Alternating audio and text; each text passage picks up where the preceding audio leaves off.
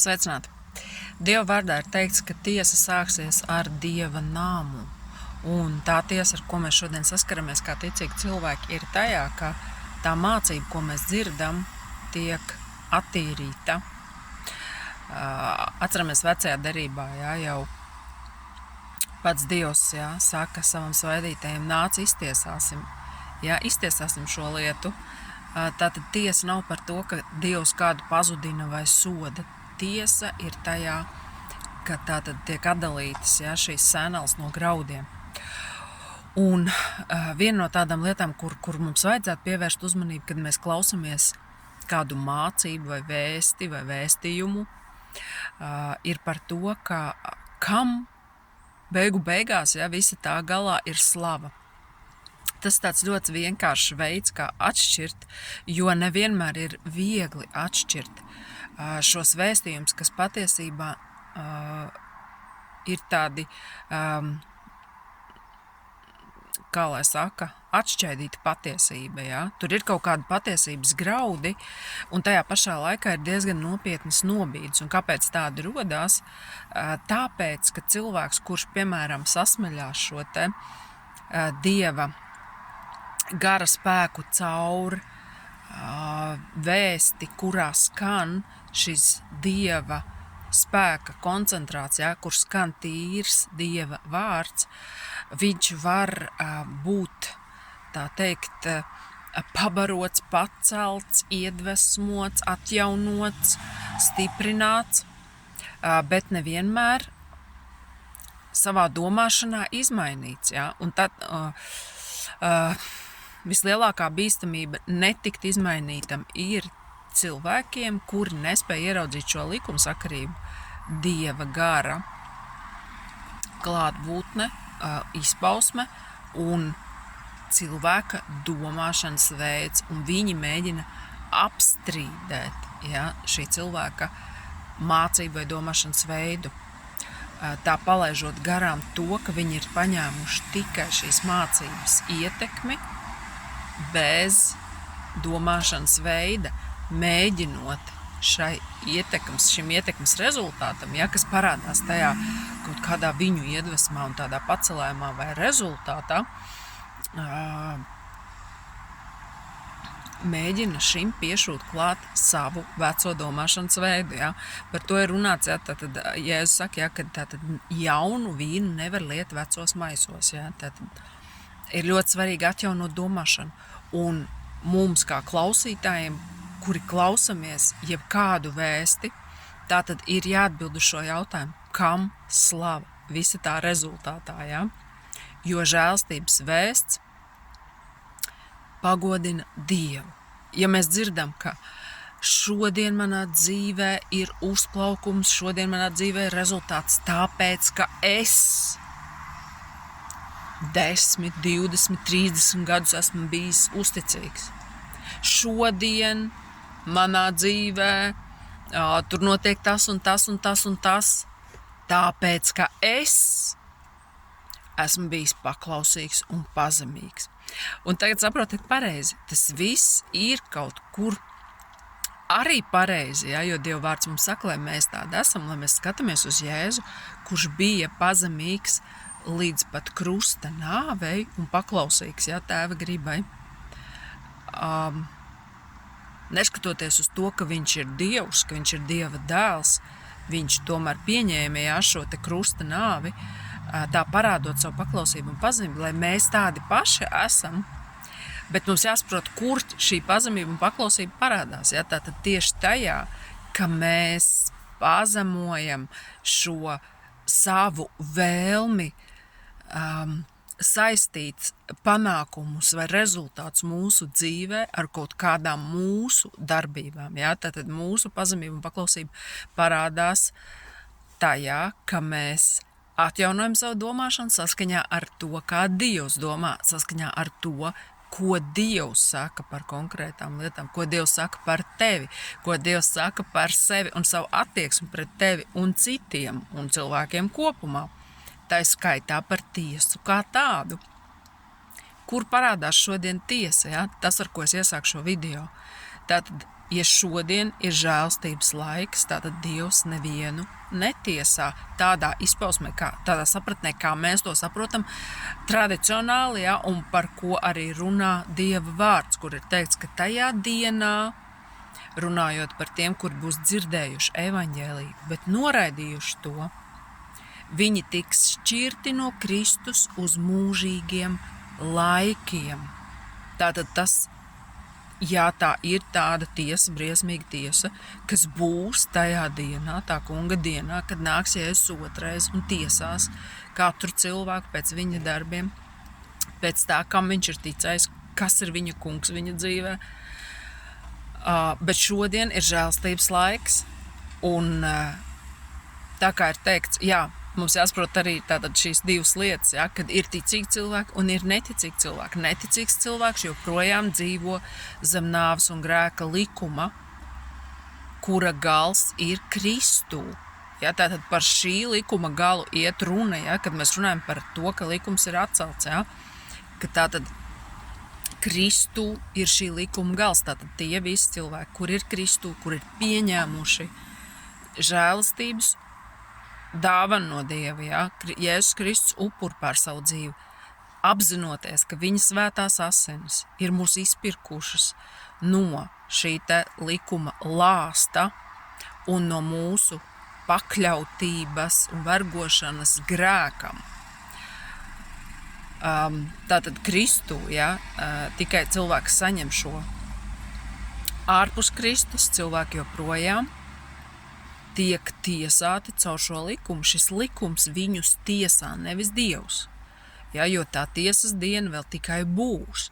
Savukārt, ja mēs runājam par tiesu starp ticīgajiem, tad to daram mēs, mīļie draugi. Tā kā Dieva vārdā arī ir teikts, ja, ka tātad pasaules cilvēkus Dievs tiesās. Ja, tātad mums viņi nav jātiesā. Ja cilvēks nezina evaņģēliju, ja viņām nav Dieva spēka, tad no viņa mēs neko nevaram prasīt. Par to jau daudz ir runāts. Ja? Vienu, ko mēs varam prasīt, tas ir, lai viņš atzīst to, ka viņš ir grēcinieks un pieņem Jēzu Kristu, bet viņš to varēs izdarīt tikai tad, kad viņš dzirdēs labo vēsti, patiesības vēsti, caur kuru Dieva gars var viņam pieskarties, caur kuru viņš saņem šo žēlstību, vispār ieraudzīt šo nepieciešamību pēc glābēja.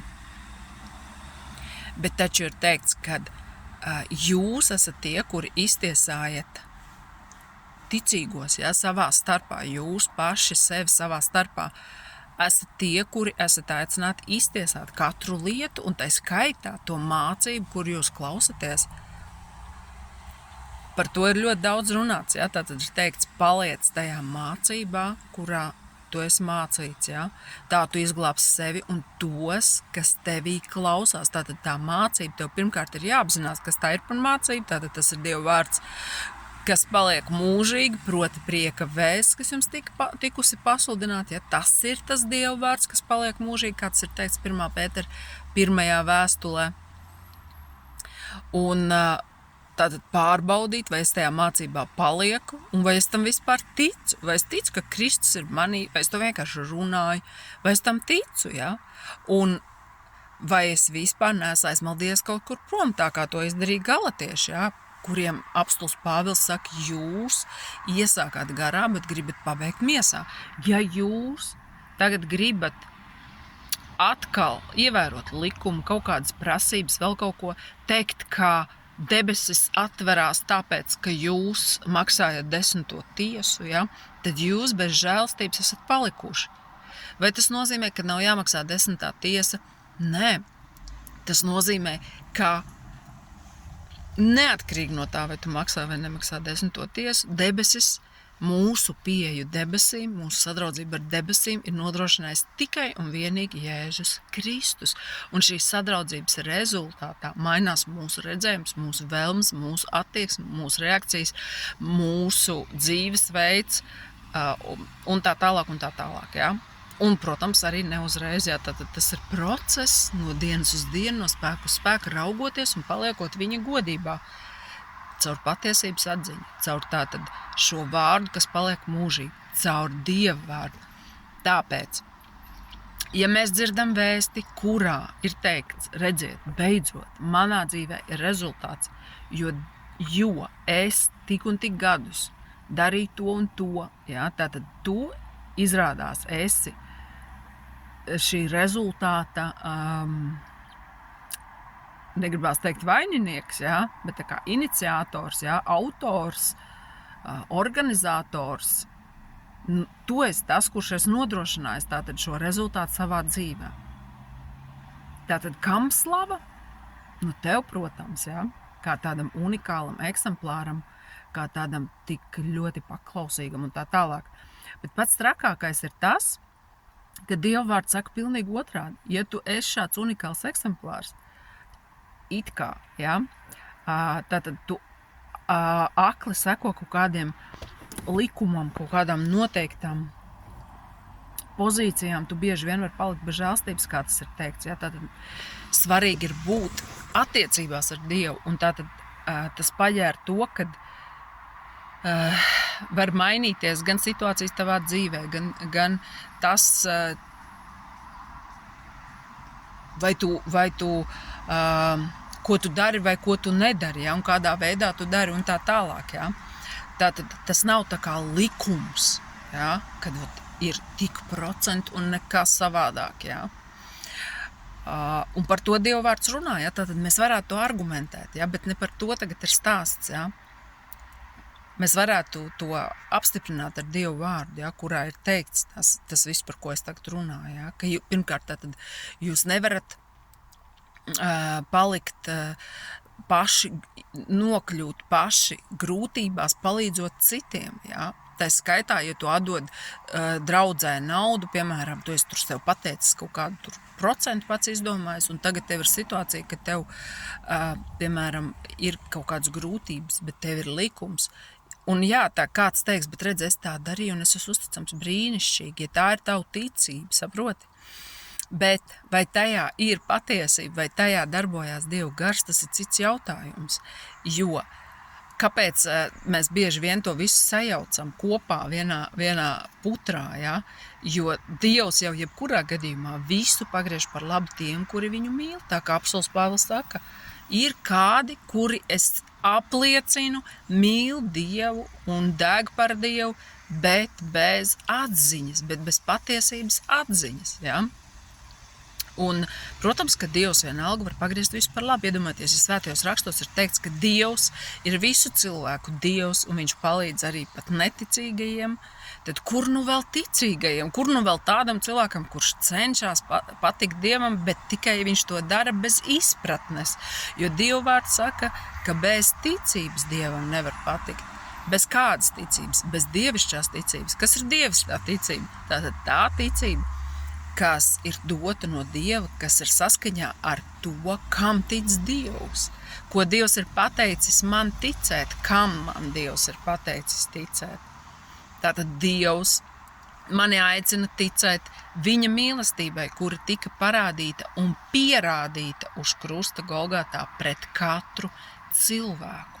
Ja es ticu šai mīlestībai, tad es tātad arī ticu tam, ka viņš ir manu uzvaru autors. Viņš ir tas, kurš dod man spēku, nevis tāpēc, ka es esmu bijis uzticams, bet tāpēc, ka viņš tāds ir. Un tā rezultātā notiek šī dziļā un neatgriezeniskā transformācija cilvēkā, dzimst tas gara auglis, kas paliek mūžībā un ko nekas un neviens vairs nevar atņemt un ko mēs piedzīvojam, paliekot pie viņa kājām, tēlaini izsakoties, kā to darīja Marija, ja? Tātad baudot viņu godību ikdienas un piedzīvojot šo transformāciju no spēku uz spēku, no ticības uz ticību un tā tālāk. Un tāpēc, tad, kad šāds cilvēks teiksim, sludina vai runā, Dieva gars plūst un tātad savukārt kāds cits, kurš nav vēl atjaunojis savu domāšanu saskaņā ar prieka vēsti,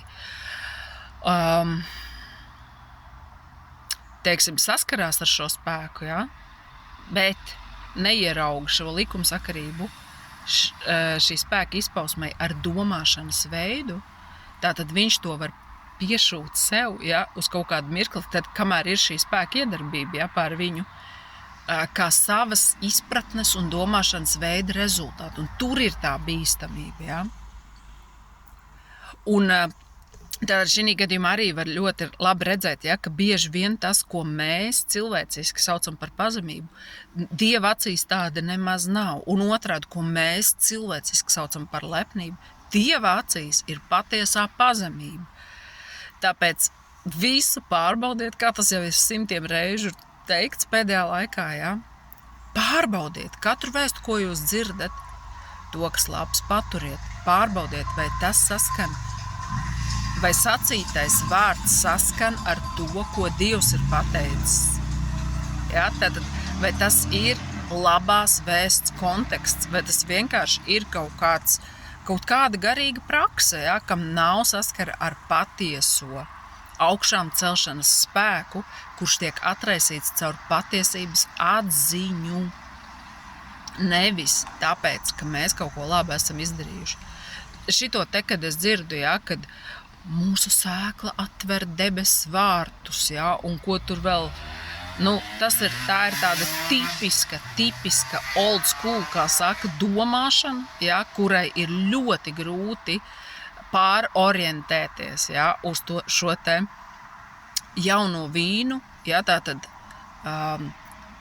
šie maisi ir ļoti grūti padodās, ja, šai te domāšanas atjaunošanai saskaņā ar labo vēstu, ar labās vēstas kontekstu, bet es ticu, ka tas ir iespējams. Un kas ir svarīgi, ja, tātad tiem, kuri jau ir satvēruši, ja, jaunās vēsts, labās vēsts, tātad šo jauno maisu kontekstu, ja, savā domāšanā, vienkārši ir svarīgi ieraudzīt šo momentu, ja, ka tātad šie old school sludinātāji, ja, tātad vecās skolas sludinātāji, kas sludina šo, tā kā tas ir, teiksim, bez šīs atziņas bijis izplatīts, ja, bez patiesības atziņas, ja, kad cilvēki vienkārši centās sekot Dievam tā, kā viņi saprot to, tātad pildīt kaut kādas likumus, kaut ko darīt pēc vislabākās sirdsapziņas, un, protams, viņi to tiešām dara, ja, no visas sirds, tā kā es vēlreiz uzsveru, apostols Pāvils to saka, es apliecinu, ja, ka viņi deg par Dievu, bet bez izpratnes, ja, un tātad, kur ir tas mīnus tajā, ja, ka viņi nepiedzīvos to Dieva spēku, tātad šo jauno vīnu, kurš viņiem ir paredzēts, kurš priekš katra cilvēka ir Dieva dots. Tāpēc, lai ar mums tā nenotiktu un lai šis jaunais vīns varētu būt mūsos, ja, un palikt mūsos, mums ir jāmaina savu domāšanu, ja, lai mēs būtu kā šie jaunie maisi, ja, jo, kā ir teikts, kad jaunu vīnu nelej vecos maisos, vai maisos, uz kuriem vienkārši ir uzlikti ielāpi, ja. Tad cilvēks domā, ka viņš iet žēlstības kustībā, ka viņš saprot žēlstības vēsti, un šeit es gribu arī uzsvērt to, ka es personīgi nesaku, kad es arī saprotu baigi līdz galam, ja, un tā tālāk, ja, jo tur ir, kur augt un augt, tā kā apostols Pāvils saka, es lūdzu, lai šī atziņa, ja, par Dievu mīlestību, ja, par tās augstumu, dziļumu, platumu un garumu, lai tā nāk pār jums, ja, spēcīgi, lai jūs sakņojaties tajā vēl dziļāk, lai nekādi mācību vēji nevarētu jūs aizraut prom. Un tātad tā bīstamība ir tajā, ja, tā kā, ja mēs skatāmies uz galatiešu piemēru, ka viņi domādami, ka viņi vienkārši ir pieņēmuši šo te Dievu garu, un tālāk mēs paši, ja, tā kā apostols Pāvils viņam jautā, es jums tikai vienu gribu pajautāt, kā jūs saņēmāt Dievu garu? Vai darot bauslības darbus, tur apgraizoties, tur pienesot 10. tiesu, tur vēl kaut kādu kalpošanu, vēl kaut ko, vai caur to jūs saņēmāt Dieva garu, ja, kurš darbojās jūsos ar brīnišķu spēku, vai dzirdot ticības vārdu.